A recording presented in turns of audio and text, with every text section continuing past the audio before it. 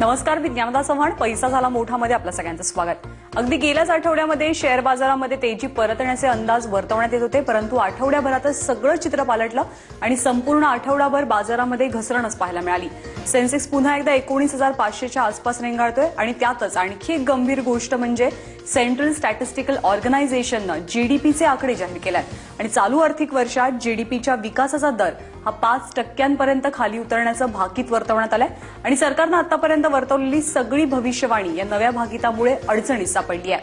या नव्या भाकितामुळे सध्या बाजारात सुद्धा खळबळ पाहायला मिळते आणि येत्या बजेटकडे सगळ्यांचंच लक्ष लागलंय आणि या संदर्भातच आपण अधिक चर्चा करणार आहोत आणि त्यासाठी आपल्यासोबत आहेत गुंतवणूक सल्लागार निखिल नाईक. तुम्ही सुद्धा तुमचे प्रश्न निखिल सरांना विचारू शकता आणि त्यासाठी आमचा फोन नंबर आहे 02266160216. निखिल सर, सुरुवात करूत आपण आजच्या डिस्कशनला. विकास दर 5% येणं हे एकूणच गुंतवणुकीच्या दृष्टिकोनात आणि बाजाराच्या दृष्टिकोनात कसं धोकादायक होऊ शकतं? ज्ञानदा, मुळात मला असं नाही वाटत की विकासाचा दर कमी असण्याने गुंतवणुकीच्या रिटर्न्सवरती, परताव्यावरती त्याचा फरक पडू शकतो. ऑफकोर्स जीडीपीचा ग्रोथ जो विकासाचा दर सांगितला आहे की कमी होतो आहे, ती थोडीफार चिंतेची बाब आहे नक्कीच. पण दोन गोष्टी आपण लक्षात घेतल्या पाहिजेत की भारताची इकॉनॉमी ही कायम 9%, 10%नी ग्रो होईल असं इन्फ्रास्ट्रक्चर आज आपल्याकडे नाहीये. म्हणजे हे आपण ऍक्सेप्ट केलं पाहिजे आणि जर आपण 9-10% सातत्याने ग्रो होत राहिलो असतो तरी ते किती काळ सस्टेन होईल हे याची खात्री नव्हती. आणि दुसरं, स्टडीज जे झाले आहेत ते अगदी प्रूव्ह करतात की विकासाचा दर आणि गुंतवणुकीवरती किंवा तुमचा स्टॉक मार्केटवरती मिळणाऱ्या रिटर्न्स यामध्ये अर्थार्थी काही फरक नसतो. त्यामुळे नक्कीच ओव्हरऑल इकॉनॉमीसाठी ही थोडीशी चिंतेची बाब असू शकते, पण मला नाही वाटत रिटर्न्ससाठी गुंतवणूकदारांना ती विशेष चिंतेची बाब असू शकेल. बाजारातही गेल्या आठवड्यात कमालीची घसरण पाहायला मिळाली. तर खरं तर अपेक्षा होती की बाजार वधारेल, परंतु बाजाराची यापुढची दिशा कशी असेल? बजेटही आता जवळ येते. कारण ज्ञानदा, आपण नक्कीच आपल्या पूर्वीच्या कार्यक्रमात देखील म्हटलं होतं की जेव्हा जेव्हा बाजार वरती जातो आणि आता सध्या काय होत आलंय की परदेशी गुंतवणूकदार सातत्याने खरेदी करत होते, त्यासमोर जी विक्री होत होती ती सातत्याने आपल्या देशी गुंतवणूकदारांची किंवा डोमेस्टिक गुंतवणूकदार, रिटेल गुंतवणूकदार बाजारातनं सातत्याने बाहेर पडताना आपल्याला दिसत होते. आणि हा जो फिनॉमिना आहे हा अजून काही काळ चालू राहील, कारण जसजसं 20,000ला मार्केट अप्रोच होईल तेव्हा 2008 मध्ये किंवा 2010ला जेव्हा गुंतवणूकदार 20,000ला ह्या अपेक्षेने आले होते. बघा काय होतं की मार्केटमध्ये आपण बघितले की छोटा गुंतवणूकदार हा नेहमी जेव्हा मार्केट्स खूप एक्सपेन्सिव्ह होतात, जेव्हा असं वाटतं की आता म्हणजे गेल्या वर्षभराचे 2 वर्षभराचे रिटर्न्स बघून येतात, तर त्यामुळे साहजिकरित्या आपण बघितलं की रेकॉर्ड गुंतवणुकी नेहमी बाजार 20,000, 19-20,000च्या वेळेला गुंतवणूकदार करताना दिसतात. आणि मग हेच गुंतवणूकदार प्रॉफिट बुकिंग करताना आपल्याला दिसत आहेत सध्या. आणि हे आवश्यक आहे. बाजाराला एक जर नवीन दिशा मिळायची असेल तर जे जुने गुंतवणूकदार आहेत, जे केवळ शॉर्ट टर्म प्रॉफिटसाठी आले होते, त्यांचं निघून जाणं सर्वप्रथम आवश्यक आहे नवीन हाय बनवण्यासाठी. बजेट अगदीच तोंडावर आलं आहे. मग बजेटच्या आधी गुंतवणुकीचं काय, म्हणजे मार्केटमध्ये गुंतवणूक करावी का करू नये, तुम्ही काय सजेस्ट कराल? ज्ञानदा, मी नेहमी म्हटलंय की बजेट हा एकदम गेले काही वर्ष नॉन इव्हेंट असा झालाय गुंतवणुकीसाठी म्हणावा किंवा कोणासाठी. कारण आपण आता देखील बघितलं तर फार मोठ्या प्रमाणावर रिफॉर्म जे आहेत हे सरकारने जाहीर केले गेल्या 2-3 महिन्यामध्ये. हे सगळे खूप इम्पॉर्टंट असे रिफॉर्म्स होते, खूप आवश्यक असे भारतीय इकॉनॉमीला गरजेचे असे रिफॉर्म्स होते. हे सगळे बजेटच्या बाहेर झालेले आहेत. त्यामुळे येत्या काही काळामध्ये कदाचित इलेक्शनच्या तोंडावरती आपल्याला बजेट थोडंसं पॉप्युलिस्ट, थोडंसं गुंतवणूकदाराला चांगलं वाटेल असं दिसू शकतं. पण मला वाटतं की जे गुंतवणुकीचं वातावरण सुधारवण्यासाठी किंवा भारतीय इकॉनॉमीला इम्प्रूव्ह करण्यासाठी जे काही पावलं उचलायची होती ती सरकारने बजेटच्या बाहेर करताना आपल्याला दिसली आहेत. नक्कीच. आणि या मुद्द्यावरती आपण बोलणार आहोत की सरकारकडनं नेमकी आता काय अपेक्षा. पण आपल्याला एक फोन आलाय, विष्णू बोलतात आपल्याशी जालन्यावरनं. नमस्कार विष्णू, काय प्रश्न आहे आपला? अच्छा, विष्णू यांच्याशी आपला संपर्क होत नाहीये, परंतु नितीन खरात आपल्यासोबत आहेत. नितीनचे नमस्कार, आपला प्रश्न विचारा. नमस्कार सर. नमस्कार सर, माझा प्रश्न असा आहे की नवीन गुंतवणूकदार जे असतात ना तर ते म्हणजे देशाच्या विकासासाठी रिस्पॉन्सिबल असतात का, की देशाचा विकासाचा जो रेट आहे तो कमी होणं किंवा वाढणं हे त्यांच्या म्हणजे त्यांच्या गुंतवणुकीवर डिपेंड असतं का? नितीनजी, आम्ही 5 वर्ष पैसा झाला मोठा करतो आहोत. मला वाटतं आतापर्यंतचा सगळ्यात चांगला मार्मिक प्रश्न नितीनजींनी विचारलाय असं मला म्हणायला हरकत नाही. नक्कीच गुंतवणूकदार, सामान्य गुंतवणूकदार देखील एक फार मोठ्या प्रमाणावर रोल प्ले करत असतात. फार मोठ्या प्रमाणावर आपली कामगिरी असते. आपण जर गेल्या काही दिवसात बघितलं तर आपलं जे करंट अकाउंट डेफिसिट आहे, जे वित्तीय तूट आपल्याकडे आहे, वित्तीय तूट काय, करंट अकाउंट डेफिसिट काय असतं तर तुमचे एक्सपोर्ट्स हे कमी असतात जर इम्पोर्टपेक्षा. म्हणजे तुम्ही जास्त आयात करत असाल आणि निर्यात तुमची कमी असेल तर ती तूट वाढत जाते. आणि ती जास्त प्रमाणावर जर वाढली तर ती थोड्याफार प्रमाणावर हेल्दी असते, पण जास्त प्रमाणावर वाढणं हे देशासाठी चांगली गोष्ट नसते. ह्या परिस्थितीमध्ये जर आपण बघितलं तर आपल्याला नेहमी कच्च्या तेलाच्या भावांमुळे आपली ही तूट नेहमी जास्त असायची. गेल्या 1-1.5 वर्षामध्ये असं झालं की कच्च्या तेलाने आपल्याला फारसा मार नाही पडला आपल्या इकॉनॉमीला, तर तो जास्त मार पडला तो गोल्ड इम्पोर्ट्समुळे आपल्याला पडताना दिसला आहे. की कारण गोल्ड इम्पोर्ट्स सडनली 1.5 होताना आपल्याला दिसले काही गेल्या काळामध्ये. तर हे गोल्ड इम्पोर्ट जर आपण बघितलं तर कोण घेत होतं? सरकारने काही गोल्ड इम्पोर्ट केलं नव्हतं, तर हे सामान्य गुंतवणूकदारच गोल्ड इम्पोर्ट करत होते. आणि ह्याच ठिकाणी मला असं वाटतं की आता सरकार देखील काही पावलं उचलायला बघते की गोल्डची आयात, सोन्याची आयात कशी कमी करता येईल येत्या काही काळामध्ये, त्याच्यासाठी पावलं उचलायला बघते. दुसरे बऱ्याच प्रमाणावरती तुम्ही ह्यामध्ये रोल प्ले करू शकता, ते म्हणजे जसं आपण म्हणतो की पूर्वी आपण म्हणायचो की स्वदेशी हे चांगली गोष्ट आहे, आणि आता आपण थोडा हा ट्रेंड विसरताना दिसतो. परत आपण परदेशी वस्तूंकडे जातो. आणि तिसरं सर्वात महत्वाचं म्हणजे जर आता आपण बघितलं तर जो ओव्हरऑल शेअर बाजारातला किंवा कंपन्यांमधला स्टेक आहे हा परदेशी गुंतवणूकदारांचा वाढत चालला आहे. भारतीय गुंतवणूकदार कमी प्रमाणावर ओन करतात. म्हणजे काय होत आहे ना की आपण खर्च करत आहोत, आपण एखाद्या आपल्या कंपनीचा माल विकत घेतो, आपण देशी कंपनीचा माल जरी विकत घेतला तरी आपण परदेशी गुंतवणूकदारांना त्यांचा फायदा करत आहोत. तर मला असं वाटतं 2-3 प्रकारे आपण नक्कीच फार मोठा रोल इथे करू शकतो. तो म्हणजे एक तर भारतीय गुंतवणूकदार हा अत्यंत कमी प्रमाणात शेअर बाजारामध्ये आहे, अत्यंत कमी प्रमाणात बिझनेसेस, व्यवसाय तो ओन करतो आहे आता शेअर बाजाराच्या थ्रू, तर ते वाढवणं आवश्यक आहे. दुसरं, जिकडे जिकडे आपल्याला वाटतं की आपले इम्पोर्ट्स किंवा आपली आयात जर आपण थोड्याफार प्रमाणात का होईना कमी करू शकू, म्हणजे एक उदाहरण देता येईल आपल्याला की जर तेलाचा आपल्याला भार कमी करायचा आहे तर नक्कीच तुम्ही कार पुलिंगचा उपयोग करू शकता, पब्लिक ट्रान्सपोर्टचा उपयोग आपण करू शकतो. आणि जसं दुसरं सांगितलं की सोन्याची आयात हा फार मोठ्या प्रमाणावरती सरकारला भेडसावणारा प्रश्न होता, तो देखील आपण ह्या इथे थोडंफार प्रमाणात कमी करू शकतो. नक्कीच गुंतवणूकदारांची नेमकी भूमिका तुम्ही आता सांगितली. आपला अजून एक फोन आला संजीव देशपांडे यांचा नाशिकवरनं. संजीवजी, काय आहे आपला प्रश्न? हॅलो. हा, माझ्याकडे गृह फायनान्सचे शेअर्स आहेत, तर 2900 शेअर्स आहेत, तर ते मी विकू का राहू देऊ तसेच असं विचारत होतो तुम्हाला. अच्छा, तुमच्या प्रश्नाचं उत्तर आम्ही तुम्हाला जरूर देऊ, पण तुर्तास पैसा झाला मोठा मध्ये एक छोटासा ब्रेक घेऊया. बघत राहा एबीपी माझा.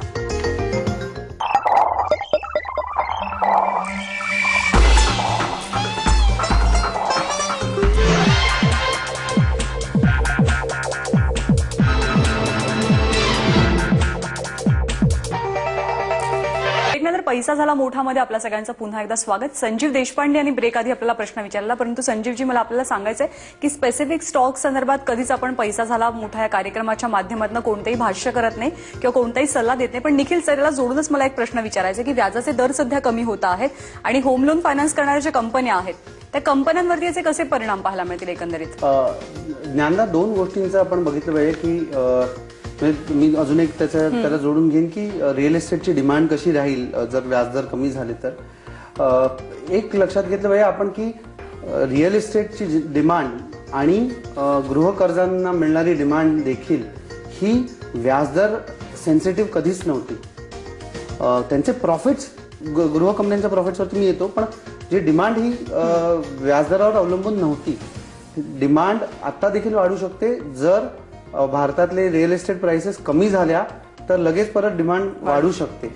आता जी सध्या आणि कर्ज जे घेण्याचं प्रमाण कमी झालं आहे हे देखील व्याजदरांमुळे न होता जी भाववाढ झालेली आहे, म्हणजे मुंबईमध्ये जर आपण बघितलं तर घर घेणं सामान्य माणसाला अशक्यच झालं आहे.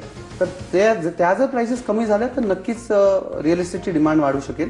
राहिला प्रश्न गृहकर्ज कंपन्यांना कशा प्रकारे याचा फायदा होऊ शकतो. मला असं वाटतं थोड्याफार प्रमाणामध्ये त्याचं बेनिफिट त्यांना मिळू शकतं, पण अल्टिमेटली कुठलीही होम फायनान्स कंपनी असून दे तर त्यांचा बिझनेस कसा आहे, त्या कुठच्या प्रकारे कुठल्या लोकांना कर्ज देत आहेत, तर किती मार्जिन कुठच्या म्हणजे काय भावानी कर्ज उचलत आहेत लोकांकडनं, म्हणजे गुंतवणूक घेत आहेत आणि काय भावानी कर्ज देत आहेत ह्यावरती, आणि दुसरं क्रेडिट क्वालिटी म्हणजे काय प्रकारच्या लोकांना कर्ज देताना कुठल्या प्रकारचे ते शहानिशा करतायत, कुठच्या प्रकारचे निकष लावतायत, कुठच्या प्रकारच्या प्रोजेक्ट्सना फायनान्स करतायत, ह्या सगळ्या गोष्टींवरती गृह कंपन्यांचं भवितव्य अवलंबून असतं, ना की व्याजदरांच्या. ठीक आहे, आपण पुन्हा एकदा आपल्या मुद्द्याकडे वळूयात की गेल्या काही वर्षामध्ये विकासाचा दर हा कसा घटत गेलेला आहे, कसा खाली खाली येत गेला, यावरती आपण एक नजर टाकूयात. 2006 ते 7च्या दरम्यान 9.6% इतका विकास दर होता, तर 7 आणि 8च्या दरम्यान हाच घटला आणि 9.3 वरती आला. 8-9 मध्ये कमालीची घट पाहायला मिळाली, 6.7% इतका विकास दर राहिला. 9-10 मध्ये तो थोडासा वाढला, 8.4 वरती गेला. 10-11 मध्ये तो तिथे स्थिरावलेला होता. तर 2011 आणि 12 मध्ये पुन्हा एकदा मोठी घट पाहायला मिळाली, 6.5% इतका विकासाचा दर होता. तर 2012 आणि 13 या चालू आर्थिक वर्षामध्ये अंदाजे 5% विकास दर राहील असं भाकीत वर्तवण्यात आलेलं आहे.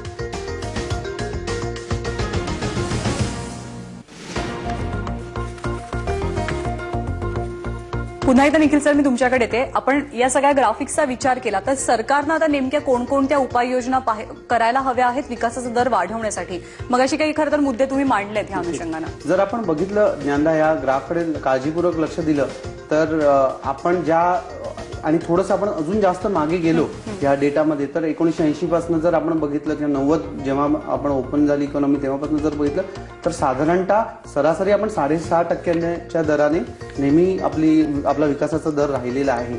आणि एक इकॉनॉमीमध्ये एक नवीन म्हणजे एक कॉन्सेप्ट म्हणतात की रिव्हर्जन टू मीन, म्हणजे गोष्टी परत त्यांच्या गोष्टी ॲव्हरेजपासून वरती खालती बऱ्याचदा मूव्ह होतात, वरती खालती जातात, पण शेवटी परत ते त्यांच्या सरासरी जो त्यांचा आपला दर असतो त्याला येतात. म्हणजे फार चांगला काळ फार चांगले दिवस राहत नाही, फार वाईट काळ फार जास्त काळ राहत नाही. तर आपण कुठे ना कुठेतरी परत त्या विकासाच्या दराला आपसूक येऊ असं माझी आशा आहे, अपेक्षा आहे. राहिली गोष्ट सरकारने काय केलं पाहिजे, मला वाटतं सरकारने बऱ्याचशा गोष्टी जे आपण सातत्याने वाचत होतो, सातत्याने आपण लक्ष देत होतो की बऱ्याचशा गोष्टींमध्ये पावलं उचलणं आवश्यक होतं. मला असं वाटतं की जर आपण गेल्या काही काळामध्ये 2-3 गोष्टी आपल्याला फार मोठ्या प्रमाणात हर्ट होत होत्या. एक म्हणजे जी सबसिडी आहे, डिझेल सबसिडी किंवा तेलावरची सबसिडी, आणि दुसरं जे ज्या प्रकारे नरेगा किंवा ह्या विकास योजना राबवल्या गेल्या आहेत त्यांनी देखील सरकारच्या तिजोरीवर भार पडत आहे. आणि अल्टिमेटली एक लक्षात घ्या की there is no free lunch, म्हणजे आपल्याला जर सबसिडी कुठनं मिळत होती आणि उद्या ती सबसिडी मिळत नाहीये, सिलेंडरवर आपल्याला सबसिडी मिळत होती, आता सडनली 9 सिलेंडर नंतर आपल्याला जास्त पैसे द्यायला लागणार, तर आपल्याला वाटतं की मला खूप जास्त पैसे द्यायला लागतात, असं नाहीये. तुम्ही कुठे ना कुठेतरी आधी आपण त्याची किंमत भरत होतो, मग ती फिस्कल डेफिसिटच्या रूपाने असू दे किंवा बाकी कुठल्या रूपाने असू दे. तर मला असं वाटतं की ह्या तेलावरची सबसिडी, जे रिफॉर्म्स पेंडिंग आहेत, जे प्रोजेक्ट्स चालू करणं, जे म्हणजे बऱ्याच कालावधीपासून आपले प्रोजेक्ट्स अडकून राहिलेत. म्हणजे एक आपण बघितलं तर कोळशाच्या उत्पादनामध्ये आपला क्रमांक फार वरचा लागतो जगामध्ये, पण तरी देखील आपल्याकडे विजेची आजही टंचाई आहे. तर मला असं वाटतं इम्प्लिमेंटेशन जर सुरू झालं या सगळ्या गोष्टींचं, आणि आपल्याला दिसतात बऱ्याचशा गोष्टी होताना, आणि मी एकदा नेहमी म्हटलंय की आपली इकॉनॉमी किंवा आपण भारतीय आहे आणि भारतीयांची टीम, क्रिकेट टीम, हे आपण साधारणतः सारखे आहोत की जेव्हा खूप प्रेशर येतं तेव्हा आपण परफॉर्म करतो. आणि येत्या काही काळात आपल्याला म्हणजे आपण राजकीय पार्श्वभूमीवर देखील बघितलं किंवा विकास दराच्या दृष्टीने किंवा इकॉनॉमीच्या दृष्टीने देखील बरीचशी पावलं उचलताना सरकार आपल्याला दिसतंय. मला असं वाटतं की ह्या जर गोष्टी, ज्या बेसिक गोष्टी जर नीट होत राहिल्या तर नक्कीच आपल्याला चांगला काळ येताना दिसू शकतो. नक्कीच. आणि इकॉनॉमिकल रिफॉर्मच्या दृष्टिकोनातून सरकारनं याआधी सुद्धा महत्वाची पावलं उचलल्याचं आपण पाहिलं. पुढचा फोन आपण घेऊयात. प्रकाश पगार आपल्याला प्रश्न विचारतात नाशिकवरनं. प्रकाशजी, काय प्रश्न आहे तुमचा? हॅलो मॅडम, नमस्कार. नमस्कार. गुंतवणूक करताना कोणत्या गोष्टी लक्ष द्यावं असं मला विचारायचं आहे सरांना. ठीक आहे, तुमचा हा जो प्रश्न आहे गुंतवणुकीच्या संदर्भातला, आम्ही जरूर त्याला उत्तर देऊ. पण तुर्तास पैसा झाला मोठामध्ये एक छोटासा ब्रेक घेतोय. बघत रहा एबीपी माझा.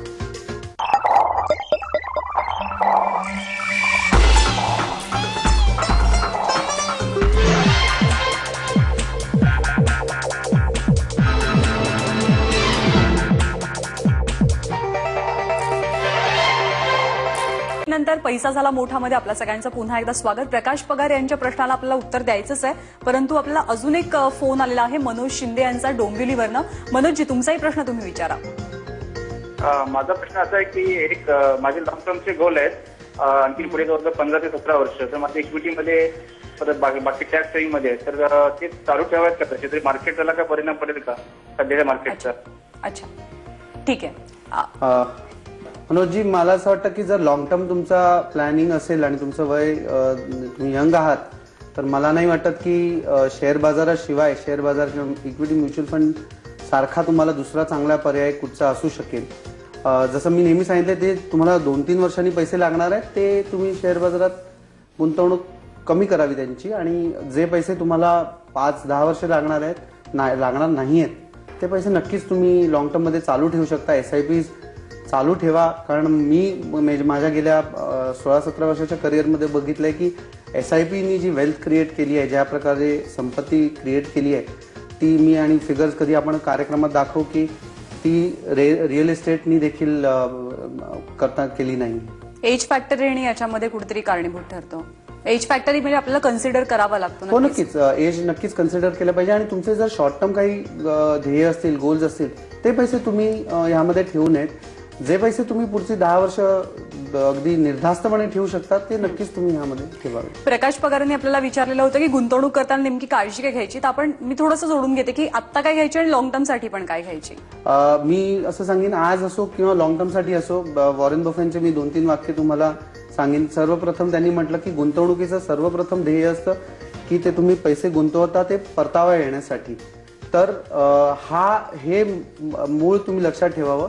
दुसरं ते म्हणतात की मला माहित होतं की मी खूप श्रीमंत होणार आहे, मला कधी डाऊट नव्हता. तेव्हा कुठचीही गुंतवणूक तुम्ही करत असाल तेव्हा पहिला माइंडसेट ठेवा की ही गुंतवणूक मला फायदेशीर ठरणार आहे म्हणून. आणि तिसरं म्हणजे त्यांनी असं म्हटलंय की 2 रूल आहेत गुंतवणुकीचे. पहिला rule, do not lose money. दुसरा rule, do not forget rule number 1, म्हणजे पैसे कधी लॉस करू नका. आणि दुसरा रूल, हा पहिला रूल विसरू नका.